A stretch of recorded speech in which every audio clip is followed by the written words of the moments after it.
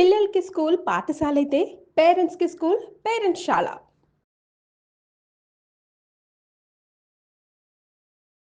అందరికీ నమస్కారం. నా పేరు మాధురి. ప్రస్తుతం మనతో పాటు ఉన్నారు ప్రముఖ జ్యోతిష్య వాస్తు పండితులు బ్రహ్మశ్రీ నానాజీ పట్నాయక్ గారు. నమస్కారం గురుగారు. శ్రీమాత్రే నమః.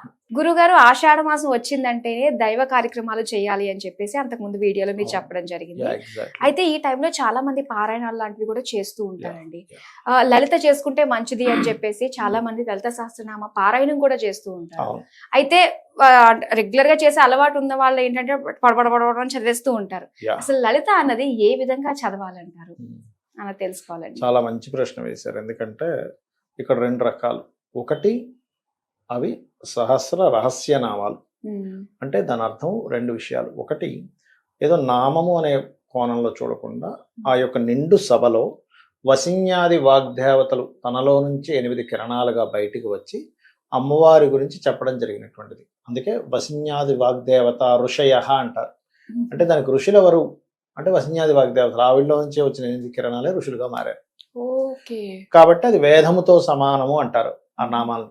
అంటే వేదమంత్రం ఎంత పవర్ఫుల్లో ఇది కూడా అంతే. మనం వేద ఆశీర్వాదనం చేస్తూ ఉంటారు. ఆశీర్వచనం ఆశీర్వచనం చాలా అమ్మో ఆశీర్వచనం చేస్తున్నారంటే చాలా భక్తిగా ఉంటాం అక్కడ.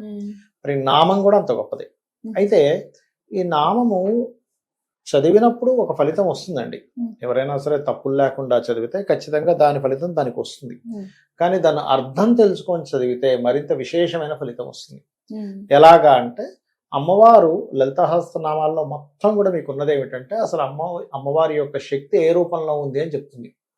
మొత్తం లలిత చదివితే మీకు తెలిసేది ఏంటంటే అసలు లోపల షట్చక్రాల్లో ఎలా ఉంది, సహస్రారంలో ఎలా ఉంది, ఏ రూపాల్లో ఎలా ఉంది. ఇప్పుడు అందులో ఒకటి ఉంటుంది, తటిల్లత సమరుచి షట్చక్రోపరి సంస్థిత అని. అంటే తటిల్లత అంటే 6 చక్రాల చుట్టూ ఒక మెరుపు తీగలా తిరుగుతుందట గిర్రని. సహస్రారాంబుజారుడ సుధాసారాభి వర్షిణి. సహస్రారంలో ఇక్కడ కూర్చొని సుధాసార వర్షాన్ని కురిపిస్తుందట ఆవిడ. అంటే ఏమిటి, ఆవిడ ఒక ఏదో బయట ఎక్కడో ఏదో దేవత ఉందన్నట్టు కాకుండా మన లోపల ఉంది, మనలో ఉంది అన్నప్పుడు ఏంటి, ప్రతి ఒక్కరిలో ఉంది. ప్రతి ఒక్కరిలో లలిత అమ్మవారు ఉంది అన్నప్పుడు మీరు ప్రతి ఒక్కరిని ఎలా చూస్తారు? ఒక దైవంలానే చూస్తూ, ఒక రెస్పెక్ట్ఫుల్ గా మనం గడుపుతాం. అంతేగాని ఒక రకంగా ట్రీట్ చేయడము అలా చేయం. ఎందుకంటే ప్రతి ఒక్కరిలో ఉందిగా. మీ ఒక్కరిలోనే ఉందని చెప్పలేదు లలిత అమ్మవారు, ప్రతి ఒక్కరిలోనూ ఆ రకంగా ఉందని చెప్పింది. అలాంటివి మనం ఎట్లా ఉంటాం? అందులో చాలా ఉంటాయండి, చాలా ఉంటాయి లలిత సహస్రనామాలు. అది మొత్తం మీనింగ్ నేను వీడియోస్ లో చెప్పాను. 1000 నామాలకి అర్థాలు చెప్పాను. అర్థాలు తెలుసుకున్నాక కేవలం నామము చేయడము, రోజు నాకేదో వస్తుందని చేయడం పక్కకు పెడితే అయ్యో ఇదంతా భగవత్ స్వరూపము కదా అనే భావనతో మన జీవితాన్ని గడుపుతూ ఉంటాం. అంతా విశ్వం మొత్తం అమ్మవారే కదా, తన శక్తితోనే ప్రతిదీ నడుస్తుంది కదా. ఇప్పుడు భానుమండల మధ్యస్థ భైరవి భగవాన్ని అని ఉంటుంది. అంటే ఏమిటి, భానుమండల మధ్యంలో భైరవి అనే రూపంలో ఉన్నటువంటిది అమ్మవారు. తాటంక యుగలీభూత తపన ఉడుప మండల. అంటే అమ్మవారి యొక్క తాటంకములు ఏంటి, రవిచంద్రులు. ఉడుప మండలము అంటే ఏంటంటే రవి యొక్క మండలం. కాబట్టి ఏంటి, మనకి చంద్రుడిని చూడంగానే అబ్బా అమ్మవారు ఈ తాటంకంలో ఒక తాటంకం కదా, సూర్యుని చూడంగానే ఇంకో తాటంకం కదా అని ఫీల్ మనకు వస్తుంది. ఎప్పుడైతే మనం దైవ సంబంధించిన దాంట్లోనే పరిపూర్ణంగా ఉన్నప్పుడు ఫస్ట్ మనకి జరిగేది ఏమిటి అంటే మీరు ప్రశాంతంగా జీవించగలుగుతారు. లలితా సహస్రనామాలు ఏదో పొద్దున్న ఒకసారి చదివేశానండి, సాయంత్రం ఒకసారి చదివేశాను, పౌర్ణమి వచ్చినప్పుడు చదివాను, అమావాస్య వచ్చినప్పుడు చదివాను, లేకపోతే అష్టమి నవమి రోజు విశేషంగా చదివేశాను అనుకుంటే దాని ఫలితం అంతవరకు వస్తుంది, రాదని కాదు. కానీ ఎప్పుడైతే మీరు ప్రతి నామానికి శ్రీమాత అంటే మదర్లీ నేచర్, ఈ విశ్వంలో ఎన్ని జీవరాశులు అయితే ఉన్నాయో అన్ని జీవరాశుల్లో ఉండేటువంటి మాతృత్వం ఏదైతే ఉందో అమ్మవారు.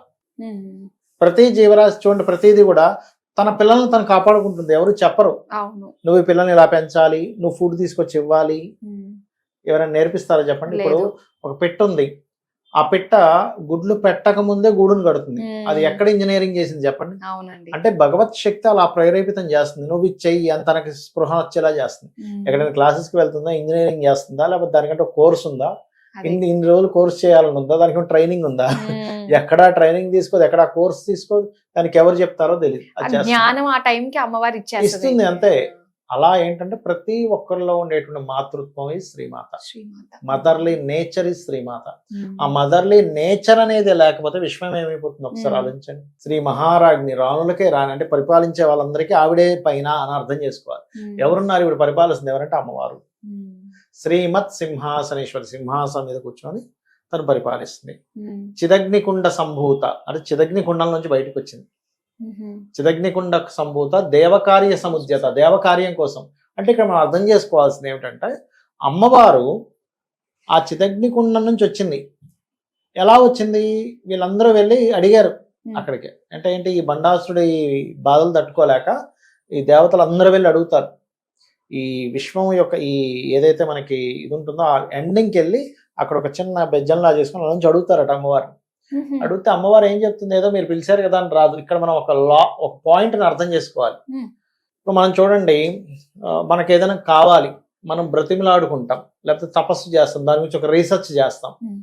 ఎన్నో రీసెర్చ్లు చేసి ఒక బల్బుని కనిపెడతాడు ఒక సైంటిస్ట్, లేకపోతే ఎంతో తపస్సు చేసి ఒక మహర్షి ఒక దేవతను ప్రసన్నం చేసుకుంటాడు. అంటే ఊరికనే రమ్మంటే ఏది రాదు, మీరు హోమం చేయండి నా గురించి అన్నప్పుడు ఆ పరమేశ్వరుడు తన శివుడు ఒక 3 యోజనాలు సముద్రాన్ని వెనక్కి జరిపి అక్కడ ఒక పెద్ద హోమగుండాన్ని ఏర్పాటు చేసి అక్కడ హోమం స్టార్ట్ చేస్తారు. అప్పుడు ఆ చిదగ్నికుండ సంభూత, చిదగ్నికుండం నుంచి సంభవించినటువంటిది సంభూత అంటే. చిదగ్నికుండ సంభూత దేవకార్య సముద్యత అంటే కేవలం దేవతల కోసమే వచ్చిందనేటువంటిది అర్థం ఒకటి ఉంటే, నువ్వు ఏదైనా దైవికంగా నీలో దైవిక గుణాలు ఉంటే అమ్మవారు నీతోనే ఉంటుంది.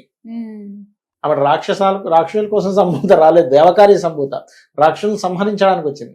కాబట్టి దేవకార్య సంభూత, చిదగ్నికుండ సంభూత దేవకార్య సముద్యత, చిదగ్నికుండ సంభూత దేవకార్య సముద్యత, ఉద్యద్భాను సహస్రావ చతుర్బాహు సమన్విత. అది ఎలా ఉందట? సహస్రం అంటే అనంతమైన సూర్యులు, 1000 అని అర్థం ఉంటుంది. అనంతమైన సూర్యులు, అనంతమైనటువంటి సూర్యులు వెలుగుతో అమ్మవారు ఉంది అక్కడ. చతుర్బాహు 4 బాహులతో ఉంది. అంటే అమ్మవారు ఎలా ఉంది, ఎలా వచ్చింది, తను ఎక్కడెక్కడ ఎలా పనిచేస్తుంది అనేది తెలుసుకుంటే లలితా సహస్రనామాల్లో ప్రతి అణువున ఒక శక్తి పనిచేస్తున్న ప్రతి దగ్గర అమ్మవారు ఉంది. అప్పుడు మీరు ఆ అమ్మవారిని ఆ రకంగా దర్శనం చేసుకున్నప్పుడు మీ లైఫ్ స్టైల్, మీ థింకింగ్ ప్రాసెస్, మీరు ఉండే లక్షణాలు అన్నీ మారిపోతాయి. ఇప్పుడు మీరు ఒకటి రావట్లేదనో, అయ్యో అవ్వట్లేదనో, వీడేదో చేస్తున్నాడనో, వాడేదో అయిపోతున్నానో అనే జీవితం గడపడానికి అన్నిట్లో ఉన్నది అమ్మవారే కదా అనేటువంటి జీవితాన్ని గడపడానికి ఆ మైండ్ సెట్ కి చాలా తేడా ఉంటుంది. ఇప్పుడు మనకి ఏదైనా అవ్వాలనుకున్నది అవ్వలేదు, సరే ఇది నా మంచికే అయ్యింది, అంతకంటే మంచి చూపిస్తుంది అమ్మవారు అన్న ధోరణిలో అంటే ఇవన్నీ చాలా చిన్నగా అనిపిస్తాయి. అంటే ఎలా అంటే నేను ఎప్పుడు ఒక ఎగ్జాంపుల్ చెప్తుంటా. ఒక చిన్న పిల్లవాడు ఉన్నాడు, ఒక 2-3 ఏళ్ల పిల్లవాడు ఉన్నాడు, కారుతో ఆడుకుంటున్నాడు. మనం వెళ్ళి కారు నాకు ఇవ్వని లేకుండా బోర్ని ఏడుస్తాడు. అదే పిల్లవాడు ఒక 10 ఏళ్ళలో, 15 ఏళ్ళలో, 20 ఏళ్ళలో వచ్చాక అదే కార్ అతని చేతిలో ఉన్న కారు తీసుకుంటే తీసుకో అంటాడు. అంటే నాలెడ్జ్ పెరిగింది. ఇలాంటి కార్లు షాప్కి వెళ్తే 100 కొనుక్కోవచ్చు అనుకుంటాడు. అంటే ఏంటి, అక్కడ అజ్ఞానంలో ఉన్నాడు, పిల్లవాడికి తెలియక ఇదే కారు ఇదే లోకం అనే దాంట్లో ఉన్నాడు. ఇది కాదురా లోకము, అసలు నువ్వు ఒక 1000 రూపాయలు పడేస్తే 100 రూపాయల కార్లో ఒక 100 కొనుక్కోవచ్చు అనే ఆలోచన, ఒక 10 కొనుక్కోవచ్చు, ఒక 10 రూపాయల కార్లో ఒక 100 కొనుక్కోవచ్చు ఒక ఆలోచన ఉంటుంది. అప్పుడేంటి, మనకు కూడా ఏంటి ఏదో పోతుంది అనే భావన కాకుండా అసలు ఇది కాదు, జస్ట్ మనం లిమిట్లో ఆలోచిస్తున్నాం. అన్లిమిటెడ్గా ఒక విశ్వం అనేటువంటిది ఉంది. అంతటికీ శక్తినిచ్చేది అమ్మవారు. నేను ఎందుకు బాధపడుతున్నాను రాలేదని, నాకు యోగం ఏది ఉందో అది వస్తుంది, రాని దాని నుంచి నేను ఎందుకు బాధపడాలి, నాకు ఇచ్చేది అమ్మవారిని నమ్ముకుంటే అమ్మవారి అన్ని ఇస్తుంది అనేటువంటి భావనతో అతని లైఫ్ స్టైల్ గడపడం వేరు. ఏదో ఆయన ఏదో ట్రై చేసుకుంటూ ఇదేదో చేసుకుంటే వచ్చేస్తుంది, అదేదో వచ్చేస్తుంది, వాడేదో తినేస్తున్నాడు, వీడేదో అయిపోతుంది అనేటువంటి ధోరణిలో ఉండడం లేదు. సో కంప్లీట్గా మీరు ఎప్పుడైతే అర్థాన్ని తెలుసుకొని చేస్తుంటారో 100% మీ లైఫ్ స్టైల్ కంప్లీట్గా మారిపోతుంది. అంటే ఏదో పూజ చేసినంత సేపే దేవతారాధన చేయడం కాకుండా మీరు ప్రతి దగ్గర చూస్తారు. ఒక పుష్పాన్ని చూశారు, అబ్బాయి పుష్పాన్ని అమ్మవారి పాదాల దగ్గర ఉంటే ఎంత బాగుంటుంది అని ఆలోచిస్తారు. ఒక గంధం చూశారు, బా ఈ స్మెల్ భలే ఉందండి గంధం, ఇది అమ్మవారికి గంధం పరికల్పై ఆమెను పెట్టేటప్పుడు అమ్మవారి ఎంత సంతోషిస్తుందో అని ఆలోచిస్తారు. ఒక దీపం ఉంది, సంథింగ్ ఒక నెయ్యి ఉంది, అబ్బా ఈ నెయ్యితో కనుక అమ్మవారికి దీపం పెడితే ఎలా ఉంటుందండి అని ఆలోచిస్తారు. ఒక వ్యక్తి మేధస్సును చూడగానే అమ్మవారు కదా మేధస్సును ఇచ్చేది, అమ్మవారి అనుగ్రహం ఎంత బాగుందో. ఒక వ్యక్తి శక్తి, మంచి ధైర్యంగా ఉన్నాడు, ధైర్యాన్ని ఇచ్చేది ఎవరు? ధైర్యలక్ష్మి. అంటే మీకు ఏమైపోతుంది, ధైర్యం లక్ష్మి దగ్గరికి వెళ్ళిపోతుంది. అవును. అంతేగాని వాడి మీద ఏదో ఈర్ష, వాడంత ధైర్యం చేస్తాడా అనేది రాదు. ఉమ్. ఇంత ధైర్యంగా ఉన్నాడు, లక్ష్మీదేవి ధైర్యలక్ష్మి కదా, సంతాన లక్ష్మి కదా, నలుగురు పిల్లలు వీళ్ళకి సంతాన లక్ష్మి అనుగ్రహం బాగుంది. సో ఇక్కడ ఏంటంటే నువ్వు దైవాన్ని ఎంతసేపు ఏ చీర కట్టాలి అమ్మవారికి, ఏ రంగు చీర కట్టాలి, ఆ రోజు నేనే కట్టుకోండి, తప్పేం కాదు. నేను అనేది ఏంటంటే మీరు మీ డ్రెస్సింగ్ స్టైల్ మీరు అందంగా అలంకరించుకోవడం ఈజ్ ఆల్సో ఇంపార్టెంట్. కాకపోతే ఎంతసేపు మీ భక్తిని అక్కడి వరకే ఆపేయకూడదు. ఏం వండాలి, ఇవి ఉంది పాయసాన్న ప్రియ అని ఉంది నామాల్లో. పాయసాన్న ప్రియ అంటే అక్కడ ఏదో పాయసం అంటే ఇష్టం అని కాదు, దాని ఇంకా నిగూఢం, ఎందుకే రహస్య నామాలు అంటారు. పాయసం తెల్లగా ఉంటుంది, స్వచ్ఛంగా ఉంటుంది, తీయగా ఉంటుంది. అంటే అటువంటి మనస్తత్వం కలిగిన వాళ్ళంటే అమ్మవారికి ఇష్టం. చూడండి ఎంత డీప్ గా ఉందో నిజంగా. పాయసాన్న ప్రియ ఎంత పాయసం తిన్నాం, అమ్మవారికి అది ఇష్టం కదా, అది పెట్టాలి, అది అది పెడదాం చేయాలి. అనుకుంటాం. కానీ అలా కాదు, పాయసాన్నం ఎలా ఉంటుందో మనం అర్థం చేసుకోగలగాలి. బాగా నిగూఢమైనటువంటి అర్థం ఉంటుందండి అందులో. మనం ఎంతసేపు ఏంటంటే పై పైనది కాకుండా అసలు అమ్మవారి రూపాన్ని పరిపూర్ణంగా ఎలా ఎలా ఎలా ఉంది విశ్వంలో అని చెప్పేదే లలిత సహస్రనామాలు. తను అర్థం చేసుకొని మీరు కనుక ఒక్క నామం చేస్తూ తరించిపోవచ్చు, ఒక్క నామంతో తరించిపోవచ్చు. అవునండి. ఇప్పుడు మీరు ఆ చెప్పిన అసలు ఆ 4-5 శ్లోకాలకి అసలు చదువుతుంటే మైండ్ వెళ్ళిపోతుంది, ఆటోమేటిక్ గా దృష్టి అటుకు వెళ్తుంది. సో ఇంకా 1000 శ్లోకాల గురించి కూడా తెలుసుకుంటే ఇంకెంత అనుభవంతో మనం చేయొచ్చా అనిపిస్తుంది అండి. చాలా చక్కగా మాకు తెలియజేసినందుకు ధన్యవాదాలు. శ్రీమాత్రే నమః.